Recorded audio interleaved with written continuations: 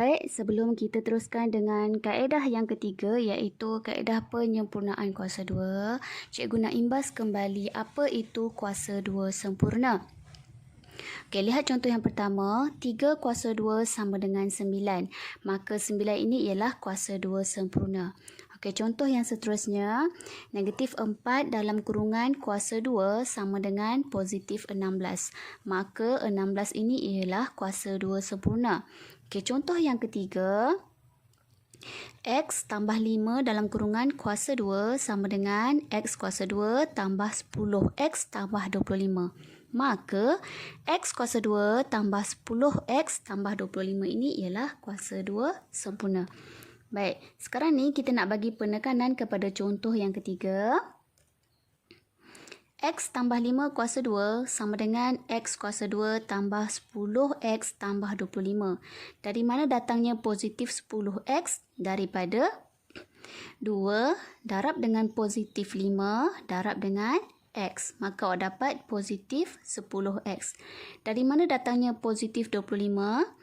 Positif 5 kuasa dengan 2. Maka awak dapatlah positif 25. Baik, cikgu bagi ungkapan yang sama iaitu X kuasa 2 tambah 10X tambah 25.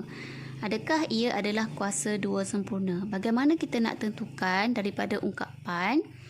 Okey, awak lihat nilai B. Nilai B di sini adalah positif 10. Positif 10 apabila bahagi dengan 2, awak dapat positif 5. Kemudian daripada positif 5 ini kita kuasakan dengan 2, awak dapat positif 25. Awak lihat nilai C ialah positif 25. Sama. Maka ia adalah kuasa 2 sempurna.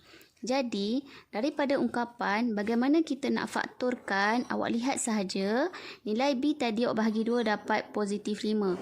Maka dalam kurungan ni positif 5 datang daripada nilai B bahagi dengan 2. Positif 10 bahagi 2. Maka terhasillah pemfaktoran X tambah 5 kuasa 2. Baik, sekarang kita masuk kepada kaedah penyempurnaan kuasa 2. Cikgu bagi satu persamaan kuadratik iaitu X kuasa 2 tambah 4X tolak 7 sama dengan 0. Okey, sekarang kita nak selesaikan persamaan kuadratik ni menggunakan kaedah penyempurnaan kuasa 2 untuk mencari nilai X ataupun untuk mencari punca. Okey, seperti biasa, kita tengok dulu ungkapan ini adalah kuasa 2 sempurna ataupun tidak. Okey, daripada nilai B positif 4 bahagi 2 awak dapat positif 2. Kemudian positif 2, awak kuasa 2, awak dapat positif 4. Okay, awak lihat nilai C. Nilai C dia tak sama. Jadi maksudnya ungkapan X kuasa 2 tambah 4X tolak 7 ini bukan kuasa 2 sempurna. Macam mana kita nak jadikan kuasa 2 sempurna? Awak kena tambah 4. Okay, awak kena tambah 4. Maka jadilah satu persamaan kuadratik yang baru iaitu X kuasa 2 tambah 4X tambah 4 tolak 11. Dari mana datangnya tolak 11? Daripada negatif 7, awak tolak dengan 4, awak dapat negatif 11. Kenapa? Sebab positif 4 tolak 11, awak akan dapat balik negatif 7. Kita nak wujudkan kuasa 2 sempurna, jadi perlu ada positif 4. Okey, X kuasa 2 tambah 4X tambah 4 ialah kuasa 2 sempurna. Komplit. Jadi, apa jadi pada negatif 11? Kita pindahkan ke kanan. Maka jadi X kuasa 2 tambah 4X tambah 4 sama dengan 11. Okey, seterusnya baru kita faktorkan kuasa 2 sempurna ni. Okey, ingat tadi B kena bahagi 2. Awak dapat positif 2. Jadi, masuk je dalam kurungan X tambah 2 kuasa 2 sama dengan 11. Kemudian kita selesaikan seperti biasa. Lihat sebelah kiri ada kuasa 2. Maka macam mana nak hilangkan kuasa 2? Kita pindah ke kanan, jadi punca kuasa 2. Dalam ADMAT, kena ingat bila punca kuasa 2 akan ada dua nilai, positif dan juga negatif. Kemudian kita bahagikan kepada 2. X sama dengan punca kuasa 2 bagi 11, tolak 2 sebab positif 2 kita pindah ke kanan. Dan X yang kedua sama dengan negatif punca kuasa 2 bagi 11 tolak 2. Kemudian awak tekan kalkulator, awak akan dapat jawapan 3 tempat perpuluhan. X sama dengan 1.317 dan X yang kedua sama dengan negatif 5.317. Okey, lihat contoh yang kedua. Diberi satu persamaan kuadratik, negatif 2x kuasa 2 tambah 7x tambah 6 sama dengan 0. Okey, dengan menggunakan kaedah penyempurnaan kuasa 2, selesaikan persamaan kuadratik ini. Baik, awak kena ingat sebelum kita menggunakan kaedah penyempurnaan kuasa 2, awak kena pastikan nilai A mesti positif 1. Di sini nilai A dia ialah negatif 2. Dia mesti positif 1. Jadi macam mana bila ada negatif 2? Kita faktorkan negatif 2. Bila awak faktorkan negatif 2, maka apa yang tinggal dalam kurungan besar ini, negatif 2x kuasa 2 bahagi negatif 2 tinggal x kuasa 2.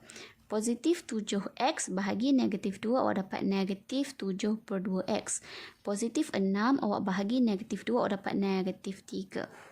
Okey, kemudian dalam kurungan besar ini, baru kita tentukan sama ada ia adalah kuasa 2 sempurna ataupun tidak. Okey, nilai B awak yang baru ialah negatif 7 per 2. Jadi, negatif 7 per 2, awak bahagi 2, awak dapat negatif 7 per 4.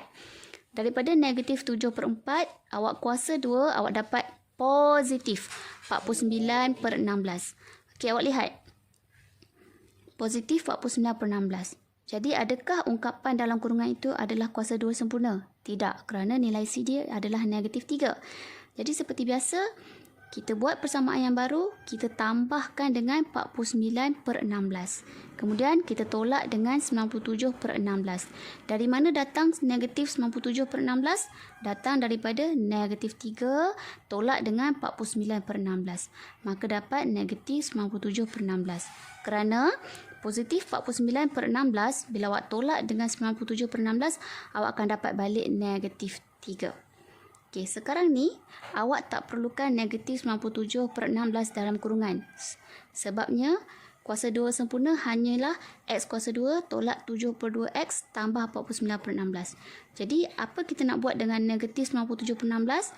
Kita kembangkan semula. Negatif 2, awak darab dengan negatif 97 per 16, maka awak dapat positif 97 per 8. Dia tak ada lagi dalam kurungan. Okay, and then kita pindahkan ke kanan.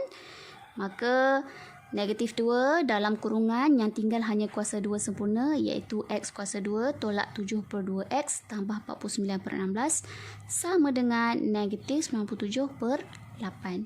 Kemudian awak faktorkan dalam kurungan ni menggunakan nilai B tadi yang awak dah bahagi 2, iaitu negatif 7 per 4. Ganti saja dalam kurungan.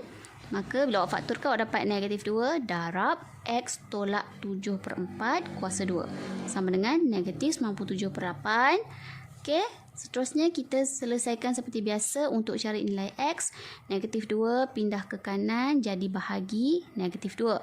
Maka x tolak 7 per 4 kuasa 2 sama dengan 97 per 16. Kemudian kita pindahkan kuasa 2 jadi positif negatif punca kuasa 2. Okay, and then x ni kita bahagikan kepada dua bahagian. 1, x sama dengan positif punca kuasa 2 bagi 97 per 16 tambah dengan 7 per 4. Dari mana datang tambah 7 per 4? Negatif 7 per 4 tadi kita pindahkan ke kanan. X yang kedua, negatif punca kuasa 2 bagi 97 per 16 tambah 7 per 4. Kemudian awak guna kalkulator, ambil 3 tempat perpuluhan, awak akan dapat jawapan. Yang pertama, X sama dengan 4.212 dan X yang kedua ialah negatif 0.712. Okey. Kenapa kita menggunakan kaedah penyempurnaan kuasa 2 dan juga kaedah rumus untuk selesaikan persamaan kuadratik? Kerana ia tak boleh guna kaedah pemfaktoran. Jawapan akhir dia biasanya dalam perpuluhan. Sebab tu kita guna dua kaedah ni sahaja biasanya. Okey, sekarang dengan menggunakan dua kaedah ni, cikgu nak awak selesaikan negatif x kuasa 2 tolak 6x tambah 9 sama dengan 0, dan juga persamaan yang kedua iaitu 4x kuasa 2 tolak 8x tambah 1 sama dengan 0. Kedua-dua persamaan ni awak gunakan dua-dua kaedah tu. Persamaan pertama guna dua kaedah, tengok jawapan dia sama ke tidak. Persamaan kedua guna dua kaedah, tengok jawapan sama ke tidak. Kemudian send kepada cikgu awak punya hasil kerja. Okey, terima kasih.